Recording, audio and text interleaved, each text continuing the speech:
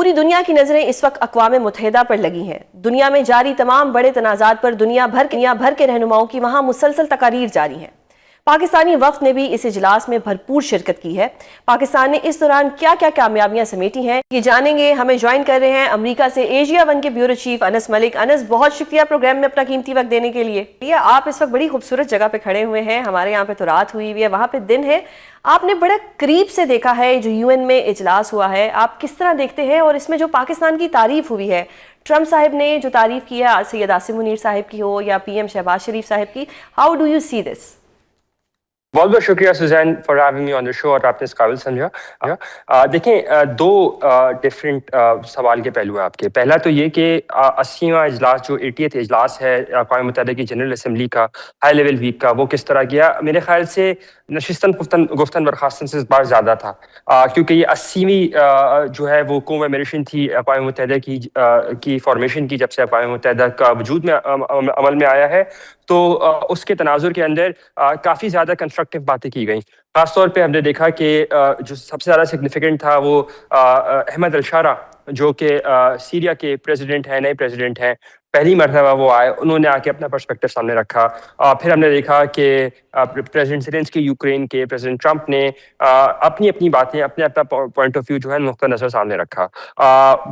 اسرائیل اور Palestine conflict کو لے کر جو ہے وہ بڑی جو ہے چیدہ باتیں کی گئیں، اور تقریباً کل گزشتہ روز جب اسرائیل کے وزیر اعظم بنجامن نیتن یاہو نے پوڈیم لیا تو اس وقت انہوں نے ٹوٹل 16 لوگوں سے خطاب کیا۔ 194 ممالک جو یہاں پر موجود ہیں، اور تقریباً تمام تر ممالک نے اس کا بائیکاٹ کیا اور یونیفارملی ان کو اٹھ کے گئے۔ اب آ جاتے ہیں آپ کے سوال کے دوسرے جس کے اوپر، جو کہ پاکستان کی تعریف کی گئی۔ دیکھیں، پاکستان کا جو رول ہے آفٹر مئی کا جو کانفلکٹ ہوا پاکستان اور انڈیا کا، اس کے بعد پاکستان کا رول جو ہے وہ ایلیویٹ ہو گیا ہے انٹرنیشنل کمیونٹی کے اندر۔ آپ یہاں پہ ڈپلومیٹ سے بات کریں بیک گراؤنڈ کے اوپر، تو وہ آپ کو ایک قدر کی نگاہ سے ضرور دیکھتے ہیں، وہ آپ کو ریکگنائز کرتے ہیں، ایک force to be reckoned with آپ کو دیکھتے ہیں۔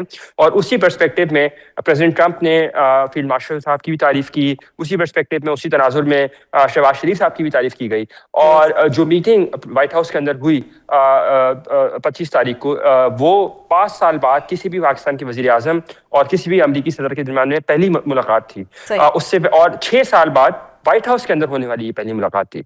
تو یہ سگنیفائی کرتا ہے پاکستان کی امپورٹنس کو۔ اچھا، یہ سگنیفائی تو کرتا ہے، لیکن ہم نے دیکھا ہے کہ جو ٹرمپ صاحب ہیں وہ بڑے کیلکولیٹڈ مووز رکھتے ہیں۔ پاکستان کی تعریف کرنا، دو بار ملاقات کرنا، یہ اندرونی کہانی کہیں کچھ اور تو نہیں ہے؟ دیکھیں، 3 ملاقاتیں، 2 نہیں 3 ملاقاتیں۔ پہلی ملاقات جو ان کی ہوئی وہ 23 تاریخ کو یہاں پر، جہاں پر میں کھڑا ہوں اقوام متحدہ کی سیکیورٹی کونسل کے کمرے میں، جہاں پہ عرب اسلامک سمٹ ہوئی۔ پھر اسی رات کو ان کا جو عشائیہ کیا گیا، جس میں ان کی جانب سے عشائیہ دیا گیا تمام تر ڈیلیگیٹس کے لیے، اس میں شہباز شریف صاحب گئے۔ اور پھر 25 تاریخ کو تو 48 گھنٹے کے اندر لگ بھگ 3 ملاقاتیں کی گئیں۔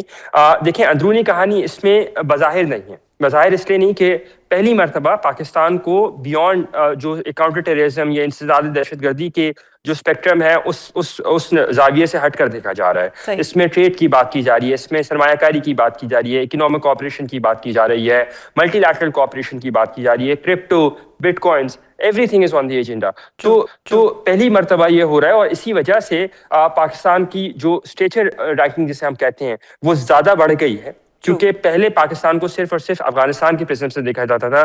اب کیونکہ امریکہ کا افغانستان میں اس طرح کا انٹرسٹ نہیں ہے، پہلے ٹروپس آن دا گراؤنڈ تھے، بوٹس آن دا گراؤنڈ تھے، تو اب پاکستان کا جو پرویو ہے، جس کو ویژن اسٹیٹمنٹ پرویو جس کو آپ کہتے ہیں، دیکھنے کا جو طریقہ ہے وہ بالکل ڈفرینٹ ہے، اسی لیے یہ انٹریکشن اتنی زیادہ بڑھی ہے۔ اچھا، اب ایک چیز دیکھیے گا کہ اقوام متحدہ میں اجلاس تو بہت ہوتے ہیں، لیکن عالمی مسائل جو ہیں وہ وہیں کے وہیں رہتے ہیں۔ اگر میں بات کروں کشمیر کی، تو جو غزہ میں ہو رہا ہے وہ کشمیر میں کئی برسوں سے ہو رہا ہے۔ اب یوکرین ہو، کشمیر ہو، غزہ ہو، کیا یہ آنے والے فیوچر میں ہم دیکھیں گے کہ کچھ سارٹ آؤٹ ہوگا، یا یہ بس اسی طرح ہم جائیں گے، اسپیچز کریں گے اور واپس آ جائیں گے؟ دیکھیں، یوکرین اور غزہ کا مسئلہ تو جلد ہی سارٹ آؤٹ ہوتا ہوا نظر آتا ہے۔ غزہ کے مجھے حیرت نہیں ہوگی کہ آئندہ آنے والے چند ہفتوں میں یا چند دنوں کے اندر غزہ کے مسئلے کو لے کے ایک سیز فائر اناؤنس کر دیا جائے۔ اسی طرح جو ہے غزہ کے پرٹیکولر ایشو کے اوپر پاکستان کا بھی ایک کردار ہوگا۔ اور کل جب ہماری وزیر اعظم پاکستان سے بات ہوئی تو انہوں نے کہا کہ پاکستان اپنا ہر وہ کردار ادا کرنے کو تیار ہے انٹرنیشنل کمیونٹی کے ساتھ، عالمی کمیونٹی کے ساتھ مل کے تاکہ غزہ کے لوگوں کو سیکیور کیا جا سکے. تو یہاں پہ بھی آپ کو حیرت نہیں ہونی چاہیے کہ اگر پاکستان کسی طرح کسی پیس کیپنگ مشن کا حصہ بنتا ہے غزہ کے اندر پرٹیکولرلی. دوسری بات یہ کہ جہاں تک آ کے بات رک جاتی ہے جو یوکرین کے مسئلے کے اوپر, وہاں پر ہم نے پریزیڈنٹ ٹرمپ کا یو ٹرن آلریڈی دیکھ چکے ہیں, اور انہوں نے بات کی ہے کہ وہ یورپی پارٹنرز کے ساتھ مل کے یوکرین کو جو ہے وہ نہ صرف اس کا جو قبضہ کیا گیا علاقہ ہے بلکہ اس سے بیونڈ بھی جا سکتے ہیں اور اس کو چھڑوانے میں مدد کریں گے. اس کا مطلب یہ کہ الاسکا میں ہونے والی جو سمٹ تھی پریزیڈنٹ ٹرمپ اور پریزیڈنٹ پیوٹن کے درمیان, جو کہ 10 سال بعد کسی روسی صدر کا امریکہ کا دورہ تھا, وہ ناکام ہو گئی ہے. بہت شکریہ انس پروگرام میں اپنا قیمتی وقت دینے کے لیے.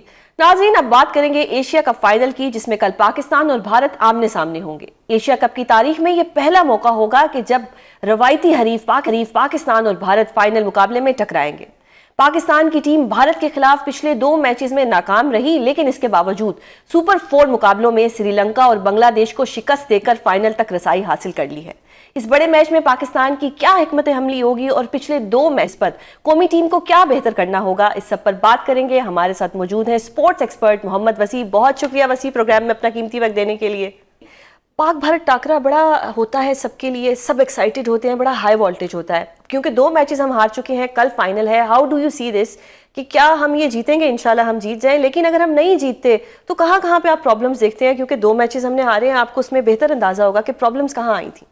بہت شکریہ آپ نے پروگرام میں مدعو کیا. دیکھیں, پاکستان کے ساتھ پرابلم چل رہا ہے پچھلے کچھ عرصے سے کہ ہمیں یہی نہیں پتہ ہوتا کہ اسٹرینتھ کیا ہے ہماری. ہم بیٹنگ کی طرف دیکھتے ہیں تو ہمیں لگتا ہے کہ ہماری بالنگ اسٹرینتھ ہے, اور بالنگ کی طرف ہم دیکھتے ہیں تو بیٹنگ اسٹرینتھ لگتی ہے, لیکن وہ ایک سی سو بیٹل ہے جس میں ہمیں سمجھ ہی نہیں آ رہی کہ ہم نے کرنا کیا ہے. پھر دوسری بات, جس طرح آپ نے کہا کہ انڈیا کے خلاف میچ ہے, ہائی وولٹیج ہوتا ہے, وہ سٹیکس ویسے بھی ہائی ہوتے ہیں, لیکن کل پھر وہ فائنل ہے. اور ایشیا کپ میں ویسے ایک جنرل تاثر یہی ہوتا ہے کہ پاکستان اور انڈیا آپس میں کافی بار ایشیا کپ کے فائنل میں آئے ہوں گے, لیکن ایسا نہیں ہے. فرسٹ ٹائم ایشیا کپ کے فائنل, اور پھر جو اس وقت کرنٹ جو سچویشن ہے اس نے اس کو اور زیادہ ایک ایکسائٹنگ بنا دیا. تو یہ ہے کہ ہمیشہ سٹیکس ہائی ہوتے ہیں, اور شائقین آبویسلی. یہ کیا ہوتا ہے کہ کیا پاکستانی کرکٹرز انڈیا کے پریشر میں آ جاتے ہیں ٹیم کے, یا کانفیڈنس لوز کر جاتے ہیں؟ کہاں پہ پرابلم آتی ہے؟ دیکھیں, ہم نے پہلے انڈیا کو کافی ہرایا ہوا ہے. ہمارے ہیڈ ٹو ہیڈ جو ہیں T20 نہیں, ٹیسٹ اور ون ڈے میں ہم ان سے بہت جیتے ہیں سوری. تو اب جہاں یہ جو بات آتی ہے کہ ابھی کیا ہوتا ہے, تو مجھے یہی لگتا ہے جس طرح آپ نے کہا کہ پریشر ہینڈلنگ, نروز کی جو گیم ہوتی ہے نا, آپ کوئی بھی بڑی ٹیم ہو کوئی بھی چھوٹی ٹیم ہو, جب آپ سٹارٹ کرتے ہیں میچ تو وہ 50-50 سٹارٹ ہوتا ہے, لیکن نروز کی جو گیم ہوتی ہے وہ جو اچھا پریشر کو ہینڈل کرتا ہے وہی جیتتا ہے. اور وہ شاید ہمارے پلیئرز میں اتنا نہیں ہے کیونکہ بڑے میچز اتنے نہیں کھیلتے. کل کی کیا اسٹریٹجی ہونی چاہیے اور ٹاس کتنا امپورٹنٹ ہوگا؟